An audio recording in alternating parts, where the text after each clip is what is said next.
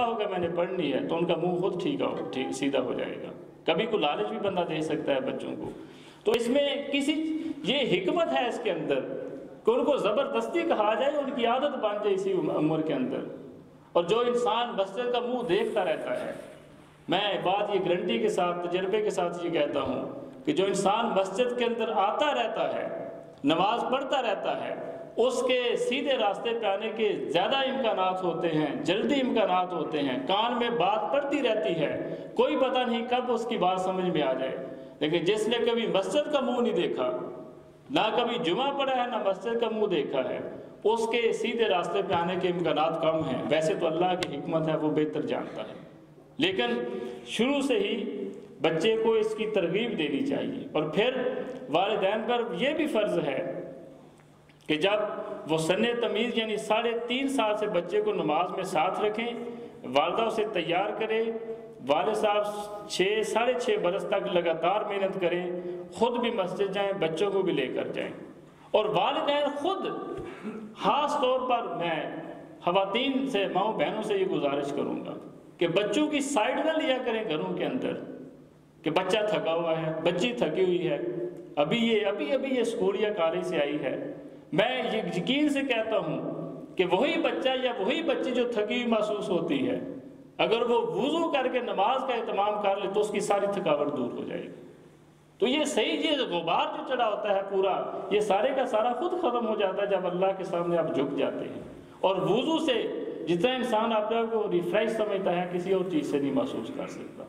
تو یہ کتنا بڑا انعام ہے. اس لیے خواتین اور ہم سب کو یہ چاہیے کہ ہم اپنی اولاد کے لیے وہاں پہ ان کو گنجائش دینے کی کوشش نہ کریں جہاں پہ ہمیں گنجائش کی ضرورت نہیں ہے. تو اس لیے یہ ان کی پوری زندگی کا یہ پورا آپ کہہ سکتے ہیں کہ یہ پروسیس ہے. اگر آپ اس وقت ان کو ڈھیل دیں گے تو ان کی اگلی زندگی کے اوپر بھی اس کے اثرات ہوں گے. اگلا جو نقطہ ہے وہ یہ ہے کہ بچے کی شخصیت کی تعمیر کیسے ہونی چاہیے. کیا یہ طریقہ کار ٹھیک ہوتا ہے کہ ہر وقت بچوں کو ڈانٹتے رہو، ڈپٹتے رہو اور ایک تھپڑ لگاتے رہو، ایک ادھر چی کر رہے، ایک ادھر چی کر رہے؟ یہ طریقہ بھی درست نہیں ہے. اور محبت کے علاوہ بچے کو کوئی بات منوا نہیں سکتے.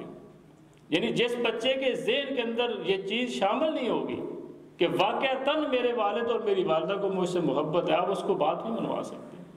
بلکہ آپ کی جو اولاد ہے، میں نے دیکھا ہے یہاں پہ بڑے بڑے پاکستان کے اندر بھی والدین خود بڑی عزت و تکریم والے ہوتے ہیں، ان کا جلوہ ہوتا ہے، لوگ ان کی بات مانتے ہیں، ان کے بچوں کی کوئی بات نہیں سنتا.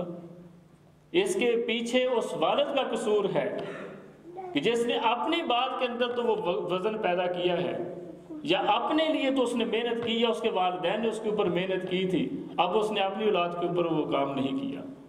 نہ تو اس سے کبھی مشورہ کیا ہے اولاد کو سمجھتے ہوئے، نہ ہی کبھی ان کو اعتماد کے اندر لیا ہے، بلکہ ان کو اتنا سیکریفائز، اتنا ان کے اندر اعتماد ہی پیدا نہیں ہوتا کہ وہ والدین کے سامنے بات بھی کر سکیں. تو یہ انتہائی ضروری ہے کہ آپ کے بچے آپ کے ساتھ اس طرح شامل ہوں کہ آپ پورے خاندان کے ساتھ مشورے کے ساتھ اور ان کو ساتھ لے کر چلیں. یہ ان کی تربیت کا پروسیس ہے. اگر آپ اپنے بچوں سے مشورہ نہیں کریں گے، آج ان کے اوپر اعتماد نہیں کریں گے، تھوڑا سا انہوں نے نقصان کر دیا تو اس کے اوپر ڈانٹ ڈپٹ کے علاوہ کچھ ان کو ملتا نہیں ہے، ان کی شخصیت کے اندر کس طرح، پرسنالٹی کے اندر کس طرح اعتماد پیدا ہوگا؟ یہ ہو ہی نہیں سکتا. آپ لوگوں نے خود، یا میں نے خود یہ کبھی نہیں سوچا کہ ہم نے خود کتنا نقصان کیا اپنے والدین کا. بچپن کے اندر ہم کتنے الٹے پلٹے کام کرتے ہوں گے، لیکن ہم سوچتے ہیں کہ ہم شروع سے ہی صراط مستقیم کے اوپر ہیں، ہم نے کبھی کوئی غلط کام نہیں کیا، ہم نے کبھی والدین کا نقصان نہیں کیا. تو اس لیے مشورہ جو ہے، آج صلی اللہ علیہ وسلم کی سنت اور اس انداز سے آپ نے اپنی امت کی تربیت کی ہے کہ آپ صلی اللہ علیہ وسلم جب جنگ خندق کے لیے جاتے ہیں تو کیسے تربیت کرتے ہیں کہ صحابہ سے مشورہ لیتے ہیں. حضرت سلمان فارسی رضی اللہ تعالیٰ عنہ کی وہ بات پسند آ جاتی ہے کہ خندق کھود دی جاتی ہے. اور پھر موقع کے اوپر حضرت ابو ہریرہ رضی اللہ تعالیٰ عنہ نے بڑی خوبصورت بات فرمائی. آپ نے فرمایا کہ میں نے جتنا 10 سال آن صلی اللہ علیہ وسلم کے ساتھ گزارے ہیں، آپ سے بڑھ کر میں نے آج تک کسی کو مشورہ پاتے ہوئے نہیں دیکھا. اور آپ صلی اللہ علیہ وسلم کا مشورہ اس لیے نہیں کیا جاتا کہ آپ کو علم نہیں ہوتا، آپ کر نہیں سکتے تھے، آپ کے ساتھ تو اللہ کا ڈائریکٹ تعلق تھا. اس کا مقصد یہ ہوتا ہے کہ آپ دوسرے لوگوں کو اس کے لیے تیار کریں. آپ اپنے ٹیم ورک کو، آپ اپنے گھر کو، اپنے خاندان کو، اور آپ کا جو بعد کا اس وراثت کا جو ذمہ دار ہے اس کو تیار کرنا ہے اس کام کے لیے۔ تو اس لیے یہ گھر کی خوبصورتی اس کے اندر ہے کہ آپ گھر کے اندر اچھے حالات پیدا کریں، اپنے گھر کے اندر مکمل محبت اور سکون، اور آپ پورے مخلص ہوں اپنے گھر کے لیے، آپ اپنی اولاد کے لیے، آپ کی بیوی آپ کے لیے مخلص ہو اور آپ اپنی بیوی کے لیے مخلص ہوں، آپ اپنے والدین کے لیے مخلص ہوں، والدین آپ کے لیے مخلص ہوں، تب ایک خوبصورت خاندان بن سکتا ہے۔ اور اس کے نتیجے میں جو اللہ نے وعدہ کیا ہے کہ یہ سارا خاندان جنت کے اندر اکٹھا ہوگا، اگر یہ ایسے اچھے اعمال کرے گا تو پھر اس کی لسٹ میں ہم آ سکتے ہیں۔ معاشرتی زندگی جو ہے ہماری، اس کے جو تقاضے ہیں وہ یہ ہے کہ ہمیں سب کو مل کر اللہ کی رسی کو مضبوطی سے تھامنا چاہیے، ہم سب کو مل کر قرآن اور سنت کو تھام لینا چاہیے، اور باقی تمام چیزوں کو چھوڑ کر ان کو سب سے زیادہ ہمیں ترجیح دینی چاہیے۔ اور ہمارے اپنے اس سوسائٹی کے اندر جو خوبصورت سوسائٹی ہے، خوبصورت خاندان ہے، وہاں سے کبر کو نکال دینا چاہیے۔ اور کئی لوگ جو ہیں وہ اپنی اولاد کے اندر بھی وہ تکبر پیدا کرنے کی کوشش کرتے ہیں، ظلم کرتے ہیں اپنی اولاد کے ساتھ، کبھی ان کو خاندان کی بات بتا کے ان کو بڑا کرنے کی کوشش کرتے ہیں، کبھی مال دکھا کر، کبھی کچھ اور چیزیں، بڑے بڑے محلات دکھا کر یہ سمجھتے ہیں کہ ہم دوسروں سے افضل ہیں۔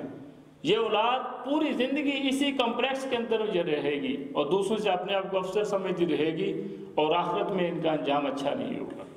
اسی طرح اپنے گھروں کے اندر اسراف اور تبذیر، یعنی حد سے بڑھ کر اعتدال کو ختم کر دینا، خرچہ بھی کرنا ہے تو حد سے بڑھ کر، فضول جات کے اوپر آنا ہے تو حد سے بڑھ کر، ایک توازن کی زندگی، جس طرح فرمایا کلوا واشربوا ولا تسرفوا، کہ آپ کو اللہ نے جو دیا ہے یہ اس کی طرف سے انعام ہے، اور ثم لتسألن یومئذ عن النعیم، کہ ہر چیز کا اس سے اللہ نے اس کا حساب لینا ہے۔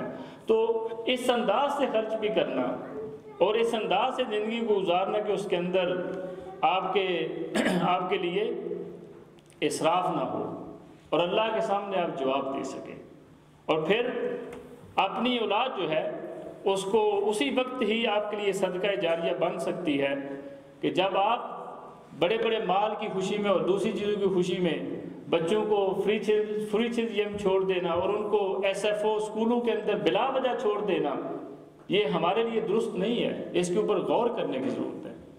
کہ آج ہم چاہتے ہیں کہ بچے تھوڑی دیر اسکول رہیں گے تو چلے ہم آرام سے گھر بیٹھیں گے، یہ درست نہیں ہے۔ بچے کو پرائرٹیز پہ رکھیں، اگر مجبوری ہے تو اس کا علاج نہیں ہے، اگر مجبوری نہیں تو بچوں کا اپنے والدین کے ساتھ زیادہ رہنا ضروری ہے۔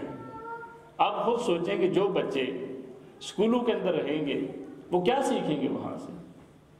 ان کو دنیاوی تعلیم کی وہاں پہ ضرورت ہے، اور جتنی ضرورت ہے وہ ضرور سیکھیں، کیونکہ ربنا آتنا فی الدنیا حسنہ فی الآخرۃ حسنہ وقنا عذاب النار، کہ دنیا اور آخرت کی بھلائی دونوں ضروری ہے، اور علم اس کی ضرورت ہے، ہمیں سیکھنا ہے، لیکن وہی علم جس کی ضرورت ہے اس سے بڑھ کر ہمیں ان سے نہیں سیکھنا، اس سے اگلا جو علم ہے جس کی ہمیں ضرورت ہے وہ ہم مساجد کے اندر سے سیکھیں گے۔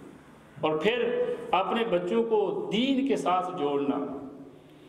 کافی لوگ یہ بھی گھروں میں کہتے رہتے ہیں کہ مولویوں کی باتیں ہوتی رہتی ہیں، یہ کوئی ایسی بات نہیں ہے۔ خود ہی اپنے بچوں کے سامنے بیٹھ کر علماء کے اوپر تنقید کرتے رہنا، خود ہی اپنے بچوں کے ساتھ بیٹھ کر علماء کو گالیاں نکالتے رہنا، یہ اتنا بڑا ظلم ہے اپنی اولاد کے ساتھ۔ تو پھر ان کا رابطہ کیس سے ہوگا؟ آپ کے بچوں کا رابطہ مساجد سے نہیں ہے، علماء سے نہیں ہے، تو کیس سے ہوگا؟ باہر دیکھیں ذرا نکل کے، کون سی آگ ہے جس کے اندر آپ کے بچے جو ہیں وہ جل رہے ہیں؟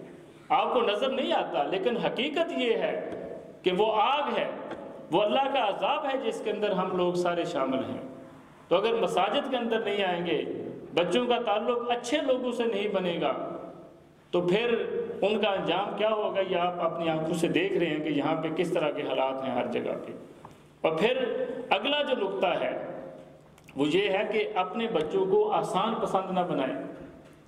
ہمارے بچے بعض دفعہ چھوٹی چھوٹی گرمی کو برداشت نہیں کر سکتے۔ ڈنمارک میں گرمی تو نہیں ہوتی، لیکن اس میں والدین کا قصور ہے کہ ہم ان کو اتنی سہولتوں کا عادی کر دیتے ہیں کہ وہ چھوٹی سی تکلیف کو برداشت نہیں کر سکتے. اور یہ مومن کی صفت نہیں ہے جو ہمارے بچوں کے اندر، ہمارے اپنے اندر بھی پیدا ہوتی جا رہی ہے کہ ہمیں رف اینڈ ٹف